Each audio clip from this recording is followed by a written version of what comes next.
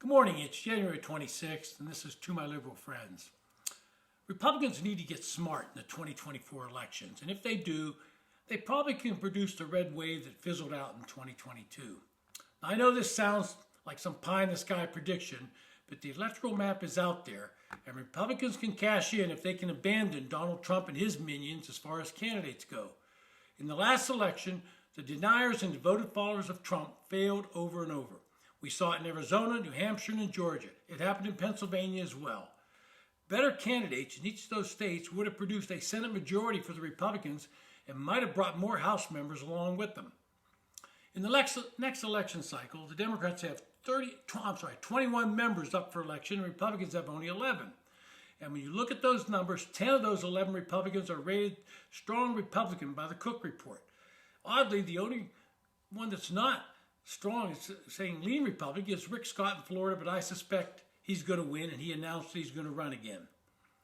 Then we have to look at the Democratic map. This is going to be a tough one for them, and if Republicans can come up with a strong presidential candidate, someone other than Trump, they could pick up as many as 4 to 5 seats in the Senate. There are multiple presidential candidates out there, but my favorite would be Chris Sununu, the governor of New Hampshire.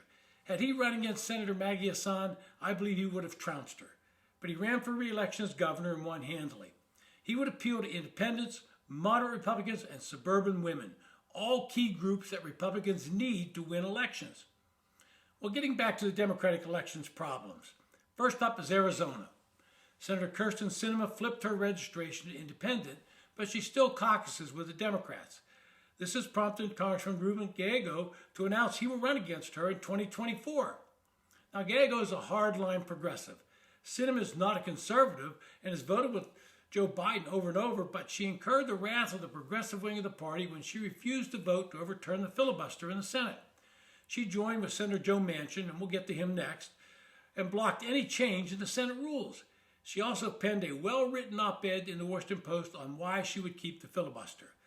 But if this sets up what could be a three-way race, should she opt to run again, it would then favor a Republican flip. Kari Lake, the trumpeter who lost in the governor's race, has said she might run for the seat, but that would probably end Republican hopes of gaining in Arizona. She needs to sit down and shut up. Second, as I mentioned, is Joe Manchin from West Virginia. Joe's a moderate Democrat and has been wooed by Republicans to switch parties. His response has always been that he will remain a Democrat and that he's more valuable to Republicans as a Democrat. I know Joe personally, and he's a great guy, honest in his beliefs, and has offered some real solutions to our problems. But he will be running uphill in West Virginia, which has become a ruby red state. Congressman Alex Mooney has already jumped in the race, and State Attorney General Patrick Morrisey has indicated he may join the race as well. Well, let me step back for a moment and make a hypothetical suggestion. Suppose Sinema decides she wants to run but cannot win as an independent. She decides to complete the switch and caucus with the Republicans. She still says she's an independent, but she's going to caucus with the Republicans. Well, now the Senate would be 50-50, and they would have to reorganize based on what they had the last session. Then Joe Manchin decides he wants to run again and sees the negative polling and decides to flip parties. Now it's 51-49 Republicans, and liberals and Democrats around the country would go into a complete meltdown. I know all this is wishful thinking, but I just throw it out there. Moving on to Montana, we have Senator Jon Tester, who's won a couple of close elections. And I'm sure he'll be looking at this polling data very closely to decide if he's going to run again.